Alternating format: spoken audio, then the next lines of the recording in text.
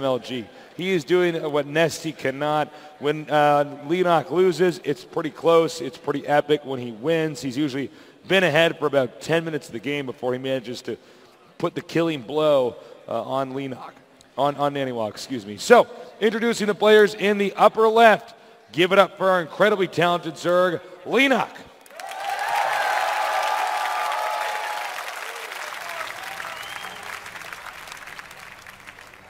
Meanwhile, in the bottom left, our Protoss player, such good unit control, make some noise for Naniwa.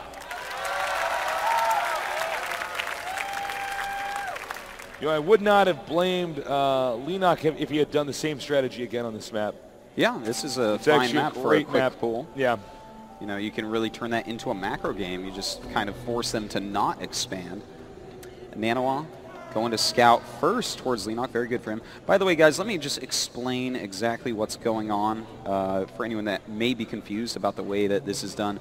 The first best of 3 that we just saw, if Naniwa won that, he would have won the whole thing. But he lost it 1-2. So now we're in a best of 7 with Leenock up 2-1.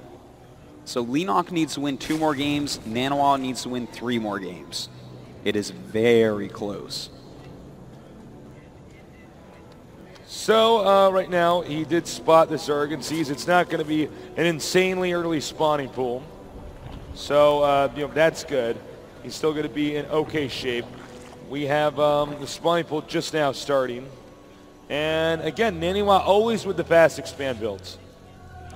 He's able to handle all sorts of situations in the mid game, but he always likes to start out in the same place where he's comfortable with the pylon and his expansion. Yeah, he's so tight with the build too. He's going Nexus first each time, and that is great to see. You know, this map though, if he had not scouted Leenock first, I wonder if he would have kept with that build order. It can be a little bit risky if you don't scout them right away. So we have the probe scouting over here at the expansion.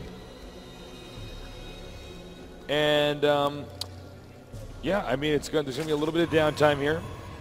By the way, guys, if you want to support Naniwa, maybe you're a Naniwa fan, thehandsomenerd.com does sell Naniwa shirts, and that money does go to support him, so feel free to check it out. I'm sure I crashed the site as I said that, but check it out later and show him some support. Also, follow him on Twitter. He is coL.Naniwa. Is Leenock on Twitter?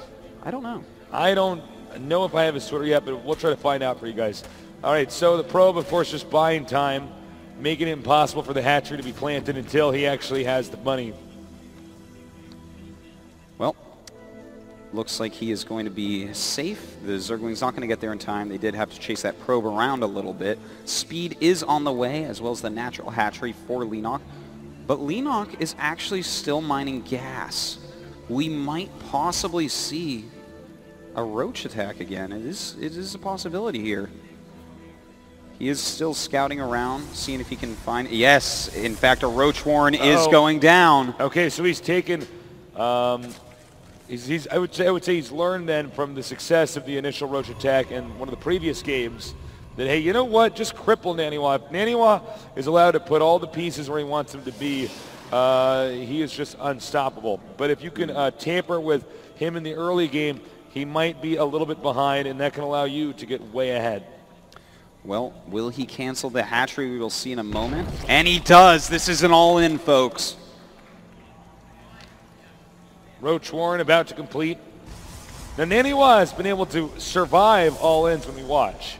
Yes. Sometimes he's been beaten pretty badly. Yeah. At the point where he doesn't have enough probes. There's almost no way to recover. But, I mean, I would not be shocked if Naniwa can hold this. Well, he has one Zealot out, so he'll see it before it gets there exactly. And the Zerglings are actually going to go ahead and deal with it. Beautiful micro. Look at that. Lost no Zerglings against the Zealot.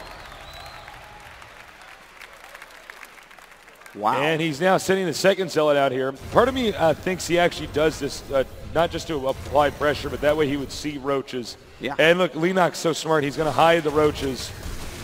But that is a decent amount of speedlings. Will Naniwa catch on? And I don't think he will, man. Uh-oh. I see no cannon. No. I see no cannon. Naniwa may die right here. There's a lot of lings on the way and a lot of roaches about to hit his base. Naniwa has no idea right now. He's just adding gateways. He has no idea. Here come the roaches. Naniwa is in so much trouble.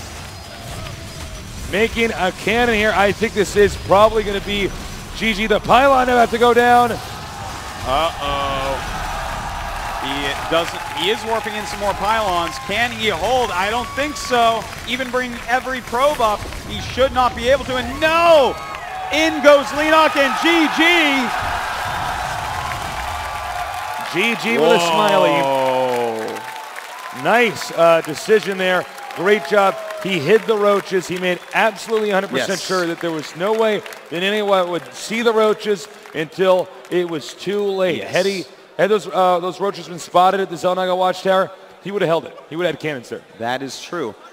The game on Shakuris Plateau, where Leenock did something similar, or maybe it was DRG. My mind is like completely scrambled right now. But anyways, they let him see the roaches. If he sees the roaches out in the middle of the map, he has enough time. But concealed it brilliantly right there. We are going to go to a quick little break. When we get back, the story will continue. Naniwa against Leenock. Stay tuned.